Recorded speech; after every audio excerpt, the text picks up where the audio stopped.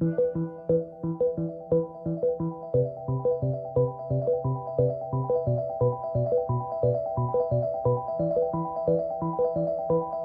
name is Candice. I was brought into the ICU unit on the 2nd of February 2005 on this very bed. That saved my life.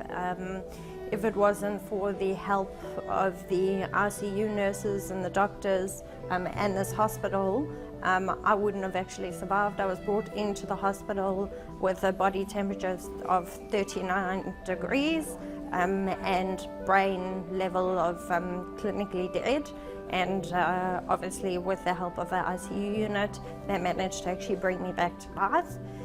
And without the help of them I wouldn't have my beautiful husband and my gorgeous daughter who's 10 weeks old, and yes, the ICU do incredible things, so thank you. The Intensive Care Foundation supports research in critical care medicine in Australia.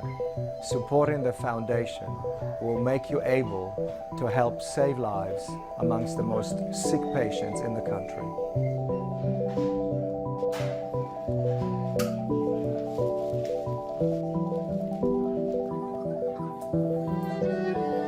Intensive care units combine high technology with professional ability. They can be a little bit daunting to families and patients when they first arrive, but we try and make the atmosphere as friendly and relaxed as possible so that families can spend time with their loved ones who are critically ill in this environment. When patients are admitted into the intensive care unit, they may look different than you're used to seeing them. They may need assistance with breathing, and they may have tubes in their mouths, noses, veins, arteries and bladders to assist with monitoring and the delivery of essential medication and nutrition. Medications are administered to the patients to help keep them comfortable and relieve them from pain.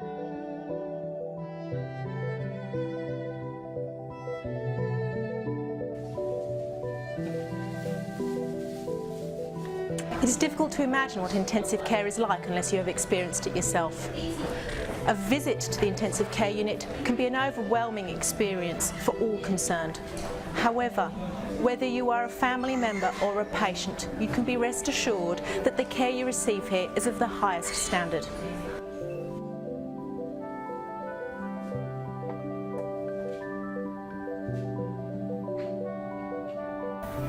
The care my mum received in the ICU was to us above and beyond the call of duty. She wasn't just a number or another sick patient in here. She was our mother, and to the staff in the ICU, it was just like she was their mother.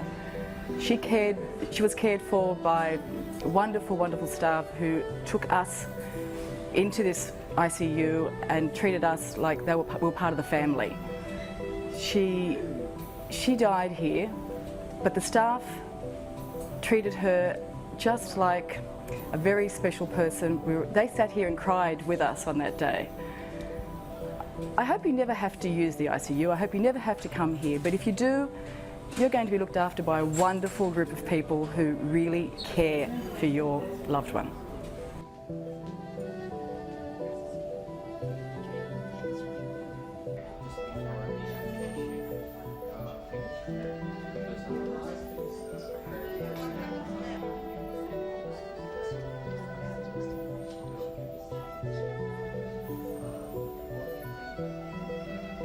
For patients in intensive care and their relatives visiting, we know how overwhelming the environment may seem.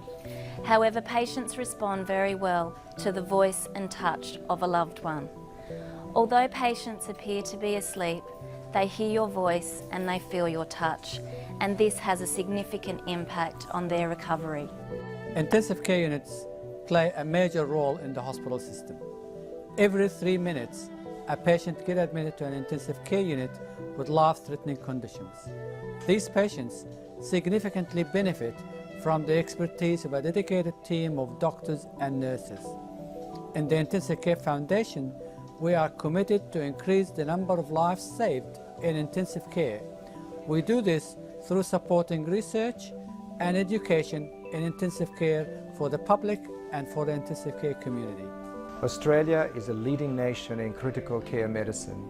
If you're admitted to an Australian intensive care unit, have one of the best chances of survival for critical illness anywhere in the world. While your loved ones are in the intensive care unit, you may be approached to help and assist with the development of research in critical care. Please support critical care research. It is the best way to improve our performance and save lives.